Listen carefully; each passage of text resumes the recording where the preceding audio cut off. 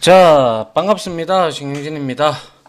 자, 이제 우리가 이제 HTML5하고 CSS3에서 이제 살펴볼 내용들은 다 살펴봤다라고 봐야 돼요. 기능 같은 경우는 다 살펴봤기 때문에 이번에는 이제 반응형 웹이라는 이 장을 가지고 여러분들하고 같이 한번 공부를 해보려고 하는데요.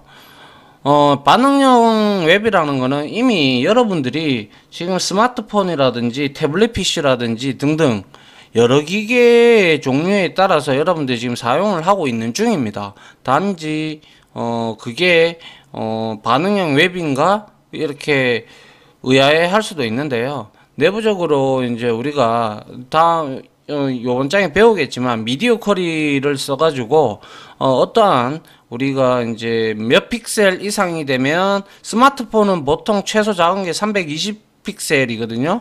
거기에 초과가 되면 태블릿 PC는 한 768 픽셀, 그리고 1024 이상 되면 이제 웹 그러한 형태로 이제 되거든요. 그런 걸 가지고 이제 우리가 웹사이트를 이제 구축을 하죠. 그래서 그거에 관련돼서 여러분들한테 이제 만들어 보는 거죠. 그래서 대표적으로 우리가 나중에 제가 한번 보여드리겠습니다만은 예를 들면 우리가 포털 사이트나 쇼핑몰 같은 사이트들도 보면 잘 돼 있는 곳은 여러분들이 웹에서 접근을 할 때는 네이버.com 이런 식으로 접근을 하겠지만 이제 실제 너무 아프네요. 실제 넘어가 보면 이제 또 그 네이버 같은 경우는 이제 모바일로 접속하면 m.naver.com 이런 식으로 모바일이라고 해서 이제 나타나게 됩니다. 그래서 그러한 내용들을 한번 살펴보도록 할게요.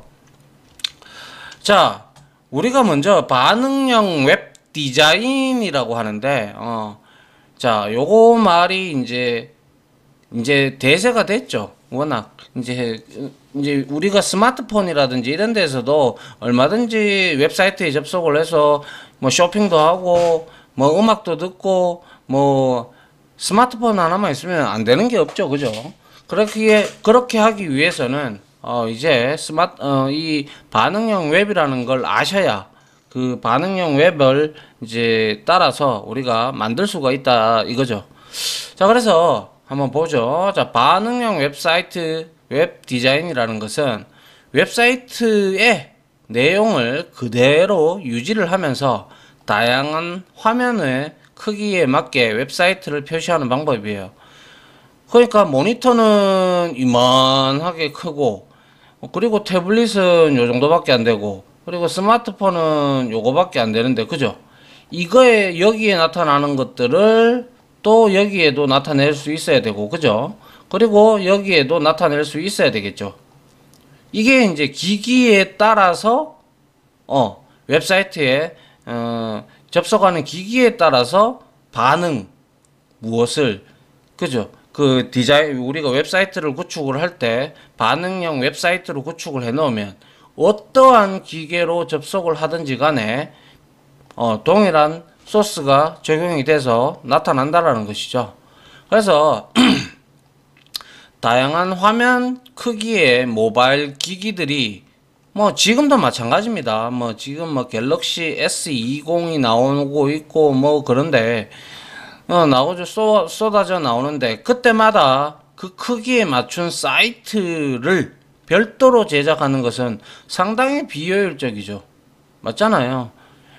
이게 갑자기 너무 커지고 또 굉장히 또 더 커지고 이러면 그 기기에 맞게끔 다 소스가 변경돼야 되겠죠. 그렇게 되면 프론트엔드 개발자들은 짜증날 수밖에 없습니다. 백엔드 쪽이야 프론트엔드가 맞춰놓으면 뒤에서 백에서 돌아가게 만들어주면 되니까. 그러니까 이게 너무 비효율적이다 이거죠.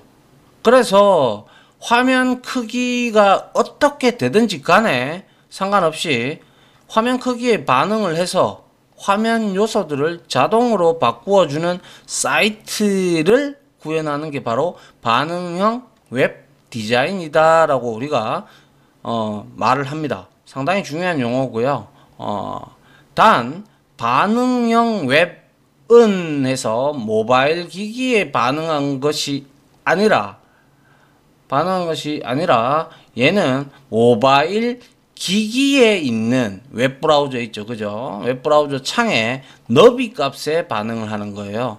그래서 스마트폰은 보통 320 픽셀 정도에서 뭐 한 많게는 뭐 410까지도 넓은 것들이 있긴 있어요. 이런 것들을 어떻게 보는지 그런 거에 대해서 한번 살펴보도록 하죠. 자, 그리고 여기에 반응형 웹사이트라고 컬리닷컴이라는 데가 있는데요. 여기가 반응형 웹사이트로 만들어진 데예요. 한번 들어가서 잠깐 확인을 해보도록 할까요?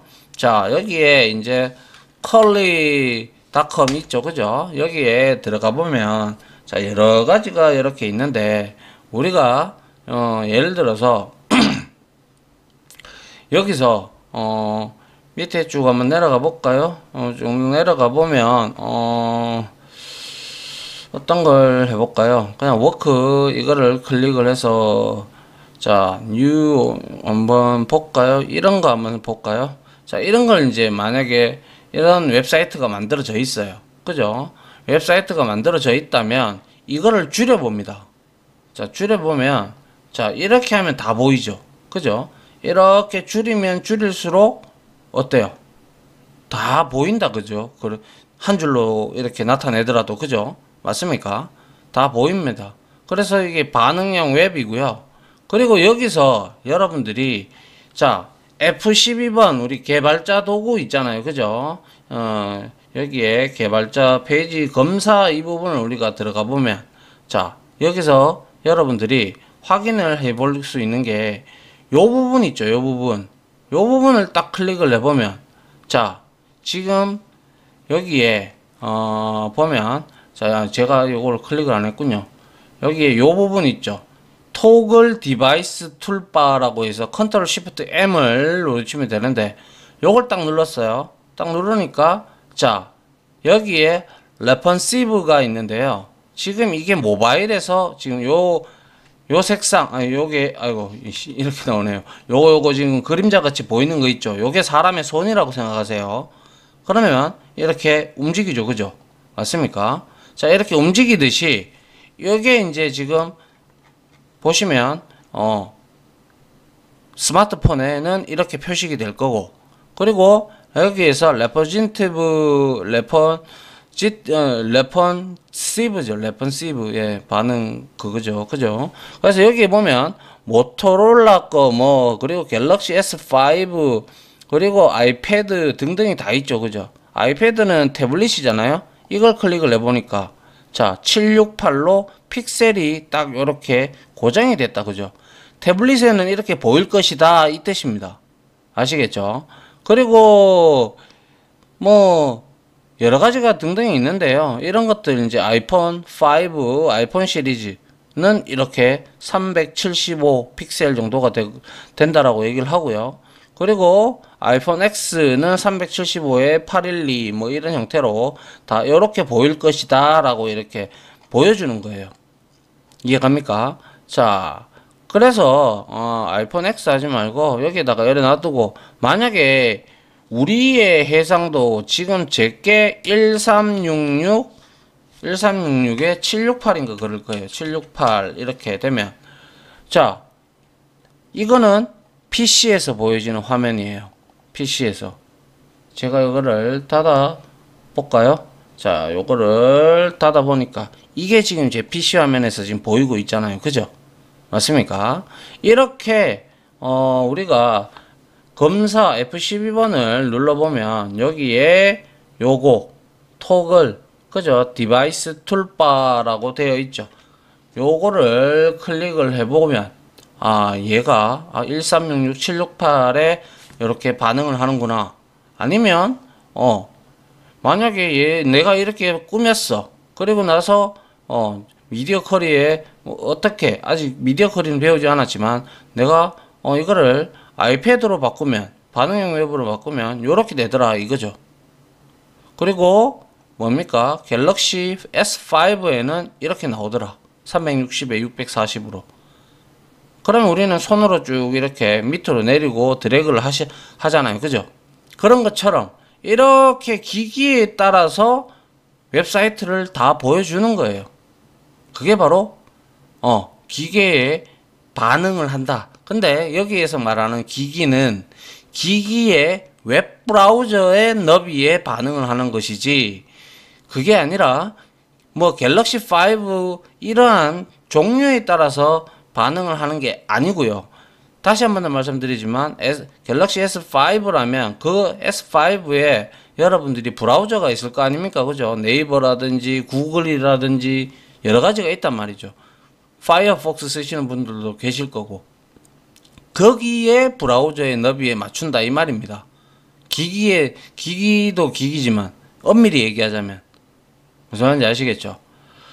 자, 이게 바로 우리가 반응형 웹의 예시라고 볼 수가 있을 겁니다. 자, 그래서 이렇게 이제 요거 사이트처럼 얘도 이거는 PC 화면이겠죠. 이건 태블릿이고 이거는 스마트폰이 되겠죠. 맞습니까? 자, 요렇게 나타내지더라라는 것이죠. 그래서 이제 한번 보도록 하죠. 다음 장을 한번 보죠. 자, 반응형 웹의 디자인을 하는 데 있어서 장단점이 존재하는데요. 장점은 앞서 말씀드린 바대로 모든 스마트 기기에서 접속이 가능하고 가로 모드에 맞춘 레이아웃도 변경 가능합니다. 그리고 사이트를 유지 및 관리가 용이하죠. 그래서 반응형 웹에서 사용하는 기술은 W3C, 그죠? 알죠? 월드와이드 웹 컨소시엄에서 웹 표준으로 지정한 HTML과 CSS로 다 이루어져 있기 때문에 어떠한 스마트 기기에도 다 접속이 돼요. 하지만 중요한 그 단점이 있죠. 단점은 이 반응형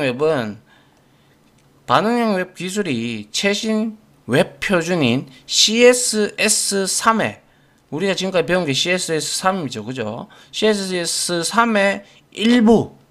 그래서 얘는 단점은 최신 모던 웹 브라우저에서만 지원을 하더라라는 거죠. 그래서 하지만 이제 우리가 최신 브라우저만 지원하기 때문에 하위 브라우저는 적용이 되지 않는다는 단점이 있다. 그 이유는 바로 반응형 웹사이트를 우리가 뒤에서 배우겠지만 웹사이트를 제작하기 위한 기술 중에 미디어 쿼리와 플렉스 박스가 있는데요. 이 미디어 쿼리와 플렉스 박스는 최신 웹 표준인 CSS3의 일부이기 때문에 하위 브라우저에는 적용이 되지 않습니다. 아시겠죠? 그러면 만약에 최신 웹 브라우저는 적용이 안 된다. 그럼 어떻게 해야 돼? 다시 컨버전을 하든지 아니면 모바일 전용으로 만드는 수밖에 없죠. 그래서 웹 표준이 있는 거고, 앞으로 계속 이렇게 나올 거니까 뭐 이제 PC에 웹 브라우저를 업그레이드를 한다든지 뭐 그렇게 가는 수밖에 없습니다. 뭐 웹킷 뭐 이런 것들도 우리가 여기서는 조금 적용이 안 된다라는 거, 미디어 퀄이라든지 플렉스박스라는 부분 알겠죠? 자, 그 다음 볼까요? 자, 그러면 이제 우리가 이제 뭐죠? 우리가 이제 반응형 웹의 장단점을 알게 되었죠. 그래서 이제 우리가 모바일 기기를 위해서 일단은 기본을 다지기 위해서는, 자, 반응형 웹, 제가 요거 부분을 여러분들한테 예전에 한번 실습 시간에 한번 보여드린 적도 있긴 했어요. 근데 그때는 몰라도 된다라고 했어요. 그냥 한번 보십시오라고 하고 넘어갔는데요. 한번 보시면, 자, 우리가 뷰포트라고 칭을 합니다. 이 뷰포트라는 것은, 자, 스마트폰에서 실제 내용이 표시되는 영역을 우리는 뷰포트라고 합니다. 알겠죠? 그래서 PC 화면과 모바일 화면의 픽셀의 표시 방법이 틀리겠죠, 당연히. 그죠? 그렇기 때문에 모바일 화면에서 의도한 대로 표시되지가 않아요. 사실 이거를 지정해 주지 않으면. 그래서 뭐 뷰포트를 지정을 하면 기기 화면에 맞게 알아서 확대 축소를 해서 내용이 표식이 됩니다. 아시겠죠? 그래서 이렇게 뷰포트를 지정하는 방법에는요, 우리가 요렇게 한번 보시면 될 것 같아요. 모바일 기기에 우리가 적합한 사이트를 우리가 만약에 제작을 했죠. 예를 들어 제작을 했다고 해도 정작 스마트폰 화면에서는 내용을 확인해 보면 페이지의 글자가 아주 상당히 적게 표시되는 경우가 있어요. 이것은 바로 우리가 웹키트라는 기반인 모바일 브라우저, 웹키트라는 기반의 브라우저란 뭐냐면요, 브라우저를 동작시키기, 여기 있죠, 그죠? 자, 모바일 기기에 적합한 사이트를 제작했더라도 정작 스마트폰에서 내용을 확인하면 글자가 매우 작게 표시된다. 그 이유는 바로 웹키트 기반의 모바일 브라우저들의 기본 뷰포트 너비가 980 픽셀이기 때문이에요. 그래서 이런 이유로 뷰포트가 필요하게 되었다는 것이죠. 무슨 말이냐면, 다시 한 번 더 설명을 드리면, 자, 기본 뷰포트가 이렇게 980 픽셀이에요. 그죠? 이렇게 980인데, 이거를 320 픽셀짜리로 이제 다시 나타내야 되잖아요. 웹키트 기반이니까. 그러다 보니까, 아무리 여기에 적합한 의도대로 했다고 한들, 얘는 글자를, 작게, 글자나 이미지나 전부 다 작게 나올 수밖에 없죠. 맞잖아요. 그래서 아무리 320 픽셀로 맞추어서 우리가 웹사이트를 제작을 하더라도 스마트폰의 모바일 브라우저의 기본적인 뷰포트가 980 픽셀에 잡혀져 있기 때문에 결국에는 무조건 980 픽셀에 맞춰서 표시를 하려고 해요. 그래서 그렇게 되면 우리가 320 픽셀로 만들었던 그 내용이, 웹페이지의 내용들은 의도와 달리 작은 글씨하고 작은 그림으로 표시가 된다, 이 말이죠. 무슨 말인지 이해가십니까? 자, 그래서 그거를 하기 위해서 우리가 이제 뷰포트를 지정을 하는 거예요. 그래서 헤드 태그 안에서 메타라는 것은, 우리가 메타 태그의 특성은 뭐 정보라든지 뭐 여러 가지 이러한 요소들을 우리가 이제 정보를 이제 이용해서, 메타 태그를 이용해서 우리가 뷰포트를 지정을 할 수가 있는데, 메타 태그는 아시다시피 뭐 캐릭터 셋이라든지 뭐 이런 것들 우리 정할 때, 그리고 그 페이지의 정보를 가지고 있는 게 바로 메타 태그를 이용을 할 수가 있죠. 그래서 기본적으로 메타하고 그 다음에 네임에다가 뷰포트라는 속성 값을 주고요. 그리고 컨텐츠 속성에다가 속성 1값, 속성 2값 뭐 이렇게 우리가 나열을 할 수가 있는데요. 그런데 여기에 보시면 width, height, user scalable, 그리고 initial scale, 그리고 minimum scale, 그리고 maximum scale 이렇게 있어요. 이거 다 외울 필요 없고요. 그냥 뷰포트의 너비, 높이, 확대 축소 여부, 초기 확대 축소 값 뭐 등등이 쭉쭉 나와요. 하지만 일반적으로 우리가 사용법은 뷰포트의 너비를 스마트폰 화면 너비에 맞추고 초기 화면 배율을 1로 지정을 하면 된다는 거예요. 이 확대 축소 이러한 부분들은 우리가 뒤에 가서 이 미니멈 스케일이라든지 이러한 요런 부분들, 위드스나 이런 것들은 미디어 쿼리 그거를 이용을 해서 우리가 나눌 때 그때 해도 괜찮다는 거죠. 그래서 일단 반응형 웹을 만들려고 한다면 반드시 메타 태그에 뷰포트를 지정을 하시고, 컨텐트에다가 자 위드스, 너비가 디바이스의 위드스, 디바이스의 어떠한 기계에 나타내는 너비에 동일하게 가져가겠다. 그리고 initial scale이라고 여기 있죠. 초기 확대 축소 값을 그냥 1로 가져가시면 된다라는 거예요. 그러면 일단 1차적으로 뷰포트가 이렇게 주어지면 어떠한 기계든지 간에 기본값으로 1로 자기에 맞게끔 적용이 됩니다. 아시겠죠? 자, 뭐 100번 이렇게 설명해봐야 뭐 우리는 역시 실습을 해야 되는 그러한 입장이기 때문에 뭐 잘 알 수 있을 거라고 생각합니다. 자, 그 다음 한번 보죠. 자, 그래서 이제 우리가 이제 잠깐만요. 가변 그리드까지 좀 볼게요. 자, 가변 그리드 레이아웃이 있는데, 가변은 뭡니까? 변할 수 있다라는 뜻이죠. 고정과는 반대되는 개념이죠. 그리고 그리드는 뭐예요? 격자단 말이죠. 격자. 이렇게 격자죠, 격자. 그죠? 그래서 그리드 시스템은 화면을 여러 개의 컬럼으로 나누어 필요할 때마다 컬럼을 묶어서 배치를 하는 방법을 말하고요. 그리고 이 화면 너비, 그죠? 화면 너비에서 우리가 우리가 값에 따라서 960도 960 그리드 시스템, 1200 그리드 시스템 등으로 나뉘는데, 컬럼 개수가 보통 위에서 이렇게 영역을 나눌 때요 12컬럼 그리드로 줍니다. 혹시 부트스트랩이라는 그 프론트 엔드 부분을 배우신 부분이 있다면 거기에도 12컬럼을 기준으로 이제 우리가 이렇게 웹 배치를 하는데요. 그래서 컬럼 개수에 따라서 12컬럼 그리드와 16, 24컬럼 그리드 시스템으로 나뉘고요. 컬럼은 컬럼에 이걸 하나의 페이지를 구성하는 컬럼의 개수를 의미합니다. 아시겠죠? 그래서 주로입니다. 주로 보통은 960 픽셀의 12컬럼 그리드 시스템을 사용을 합니다.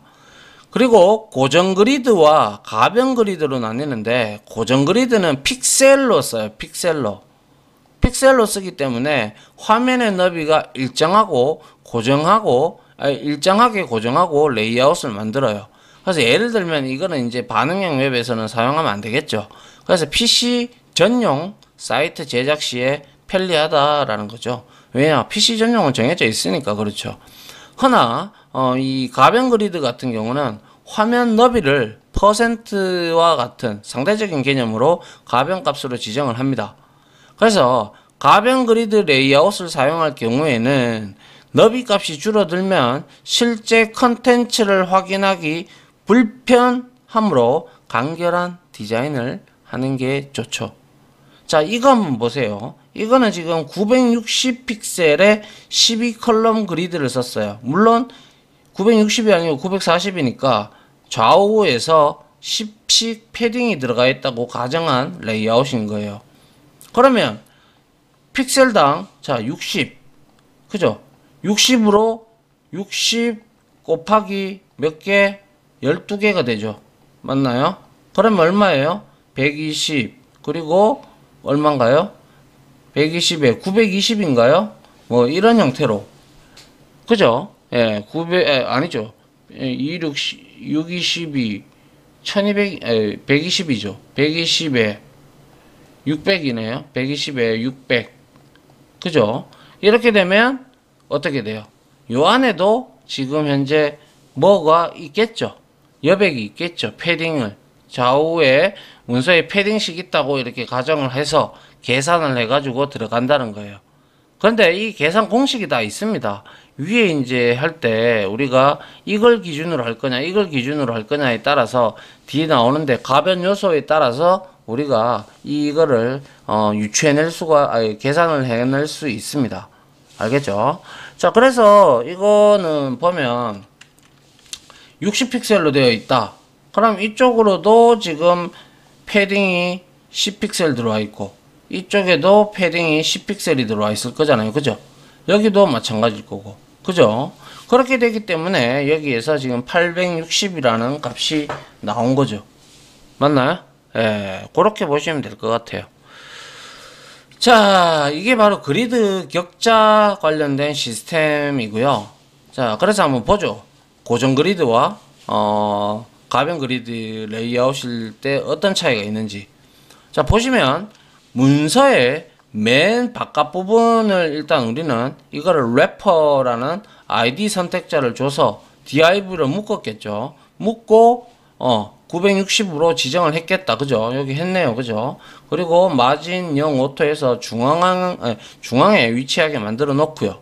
그 다음에 헤더와 본문, 사이드바, 푸터를 너비 값을 지금 전부 다 픽셀로 주고 있어요. 픽셀. 그리고 플로트는 레프트로 줬고요. 라이트로 줬고, 푸터는 클리어 버스에서 위에 있는 플로트 속성 다 해제시켰고요.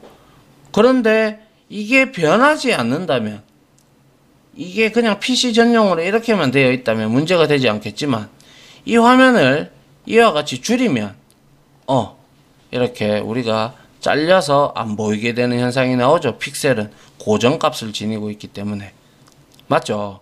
그 내용이 이제 화면의 너비가 좁아질 경우 내용의 일부가 가려질 수가 있다라는 내용이고요. 그게 이제 고정 그리드 레이아웃일 경우에 해당한다는 거죠.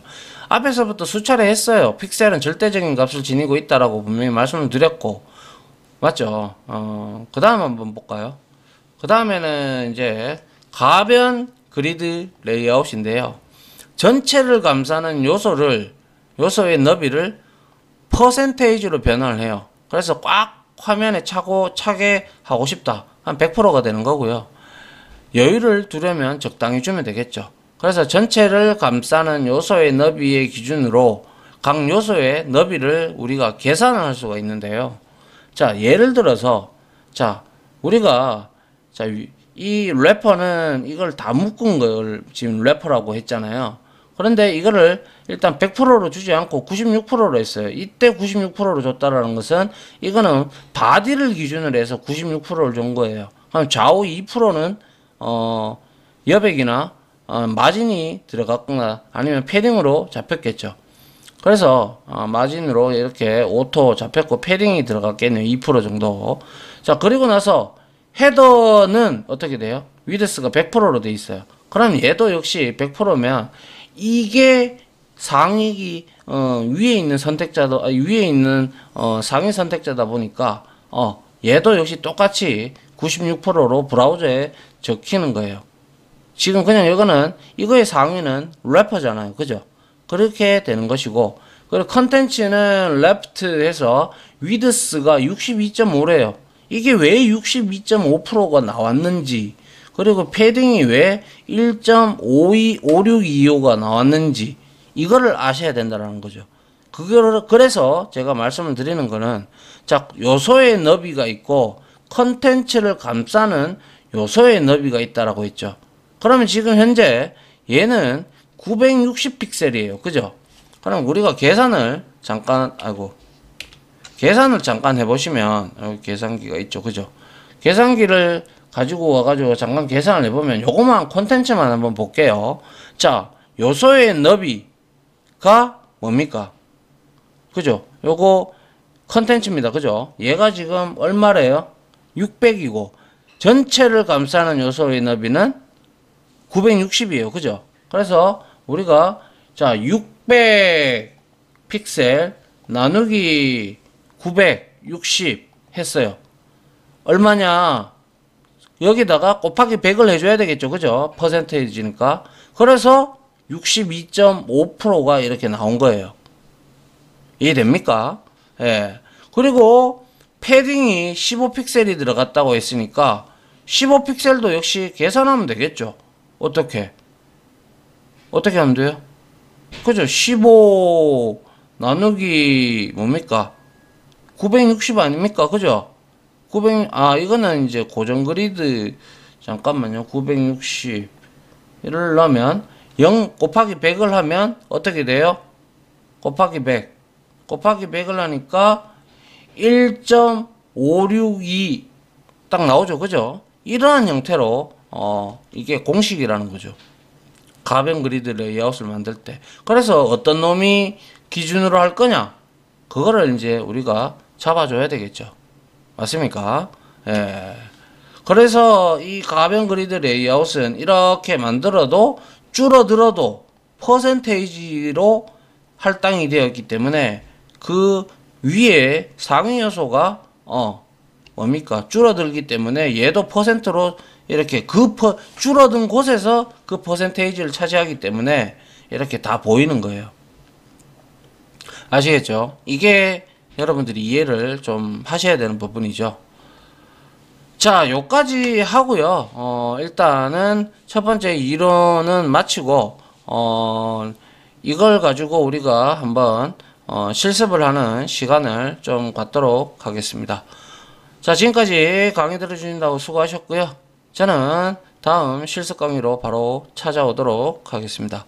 다들 고생하셨습니다. 감사합니다. 지금까지 보신 영상으로 자신의 실력이 혹시 1이라도 올라갔다고 생각하시면 구독, 그리고 좋아요, 알림 설정은 제가 콘텐츠 제작에 많은 도움이 됩니다. 감사합니다.